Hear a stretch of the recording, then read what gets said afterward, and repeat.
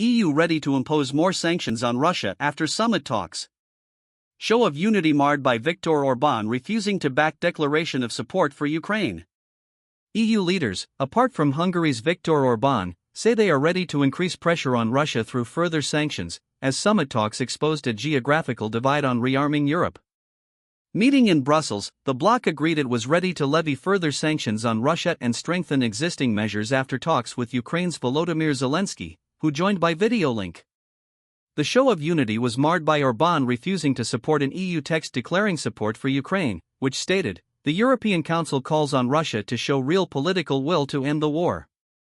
The Hungarian Prime Minister similarly declined to support the EU position 2 weeks ago. Orban's growing confidence in diverging from the EU on Ukraine raises questions about the bloc's ability to impose new sanctions and renew existing ones, although diplomats take comfort from the fact Hungary has always acceded to the plans in the end. Zelensky told the EU leaders, "Please do not ease pressure on Russia over the war. Sanctions must remain in place until Russia starts withdrawing from our land and fully compensates for the damage caused by its aggression." In a clear reference to Hungary's efforts to stymie Ukraine's EU accession talks, Zelensky added, "Without naming any country, it is simply anti-European when one person blocks decisions that are important for the entire continent or that have already been agreed upon." Meanwhile, Jens Stoltenberg, the former NATO Secretary-General who last month re-entered the Norwegian government as finance minister, said that uncertainty over U.S. commitment to the transatlantic alliance was not a reason to give up NATO, but a motivation for European countries and Canada to increase their contributions. Stoltenberg said that whether or not the U.S. decided to reduce its NATO contributions, it was crucial for other NATO members to stand together and step up. "We need to all do what we can to ensure that NATO remains a strong alliance between North America and Europe that has helped to keep us safe for more than 75 years. There have been differences and disagreements before, but we have been able to overcome them by realizing we are all safer when we stand together," he said, speaking from Copenhagen shortly before Zelensky touched down in Norway on Thursday. If the US should decide to reduce their contributions to NATO, it is even more important that we stand together, the rest of us in NATO, and step up, as European allies now do. And not least the United Kingdom, being the second largest military power in NATO after the United States. He added, "I cannot rule out that the US will reduce their contributions to the NATO command structures, to the NATO forces, but I expect the United States to remain a NATO ally. The answer to that is not to give up NATO but to strengthen the European and Canadian contributions to NATO." Despite an EU agreement to urgently step up efforts to aid Ukraine's defense, a €40 billion, £33 billion EU military aid plan has fizzled out after it failed to win support from larger member states, including France, Spain, and Italy.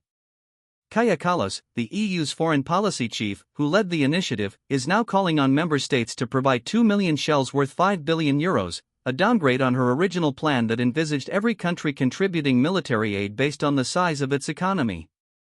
Kallas acknowledged the plan had not won universal support. For every country it is the domestic politics, also the understanding of the public of what needs to be done, and that is different in every member state. EU talks on an €800 billion plan to ensure Europe can deter any potential invaders by 2030, are exposing the geographical fault lines over rearming Europe.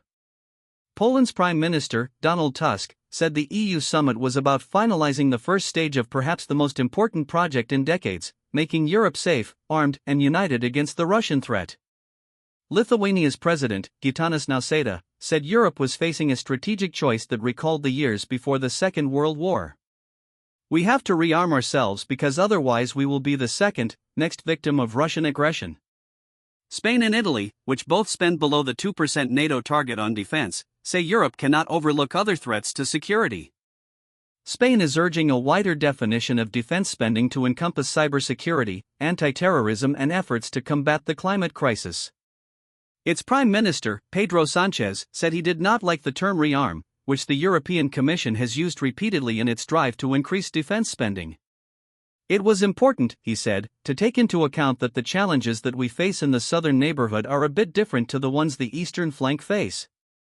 Earlier this month the Commission outlined a €800 billion plan that included a €150 billion loans package and flexibility on EU fiscal rules that would allow countries to take on €650 billion in additional debt.